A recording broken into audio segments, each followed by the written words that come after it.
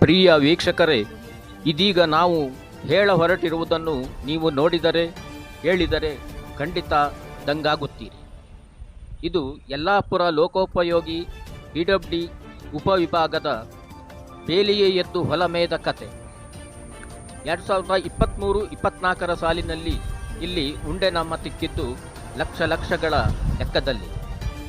ಈ ಅವಧಿಯಲ್ಲಿ AE ಆಗಿದ್ದವರು ಈಗ ನಿವೃತ್ತ.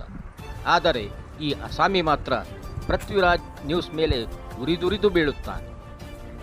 3rd ಗ್ರೇಡ್ ಅಸಾಮಿಯಂತೆ ಈತ ಶಿರಸಿ PWD ವಿಭಾಗ ಕಚೇರಿ ಎದುರಿನ ರಸ್ತೆಯಲ್ಲಿ ತಾನೊಬ್ಬ ಪ್ರಾಮಾಣಿಕ ಸರಕಾರಿ ಕೆಲಸ ದೇವರ ಕೆಲಸವೆಂದೇ ಮಾಡಿರುವೆ ಎಂದು ರಣಬೇಕರವಾಗಿ ಹೇಳುತ್ತಾನೆ. ಪ್ರಿಯ ವೀಕ್ಷಕರೇ, ಅದು ಒತ್ತಟ್ಟಿಗಿರಲಿ. ನಿಮಗೆ ಯಲ್ಲಾಪುರ ಉಪವಿಭಾಗದಲ್ಲಾದ ನೂರಾರು ಹಗರಣಗಳಲ್ಲಿ ಒಂದು ಸ್ಪಷ್ಟ ಅವ್ಯವಹಾರದ ಸ್ಯಾಂಪಲ್ ಒಂದನ್ನು ನಿಮ್ಮ ಮುಂದೆ ತೆರೆದಿಡುತ್ತಿದ್ದೇವೆ. ಅದು ಈ ಭ್ರಷ್ಟರು ಯಲ್ಲಾಪುರ ಹಳೆ IBಯ ಉದ್ಯಾನವನವನ್ನೇ ನುಂಗಿ ನೀರು ಕುಡಿದು ಬಿಟ್ಟ ಕತೆ.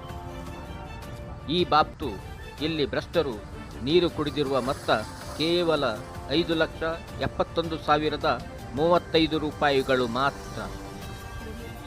ಪ್ರಿಯ ವೀಕ್ಷಕರೇ, 2023-24 ಸಾಲಿನಲ್ಲಿ ಇಲ್ಲಿ ಇಲ್ಲದೇ ಇರುವ ಉದ್ಯಾನವನದ ಹೆಸರಿನಲ್ಲಿ ಖರ್ಚು ಹಾಕಿ ಹಣ ಸಹಾಯ ಮಾಡಿದ್ದಾರೆ ಭ್ರಷ್ಟರು.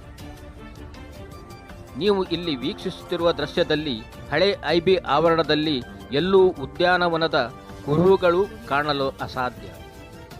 ಇನ್ನೂ ಹೆಚ್ಚಿನ ಸಂಗತಿ ಎಂದರೆ ಈ ಹಳೆಯ IBಯನ್ನೇ ಅದಕ್ಕೆ ಪುನಃ ಹೊಸ IB ಎಂದು ವಿಭಾಗಿಸಿ ಪ್ರತ್ಯೇಕ ಲೆಕ್ಕ ಜಡಿಯಲಾಗಿದೆ.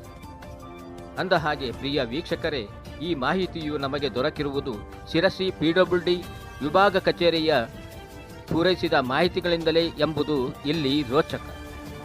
ಇನ್ನೂ ಹೆಚ್ಚಿನ ಕುತೂಹಲದ ಸಂಗತಿ ಎಂದರೆ ಯಲ್ಲಾಪುರ ಉಪವಿಭಾಗ ನೀಡಿರುವ 2023-24 ಸಾಲಿನ ಕಾಮಗಾರಿಗಳ ಮಾಹಿತಿಯಲ್ಲಿ ಇದನ್ನು ಮರೆಮಾಚಿರುವುದು.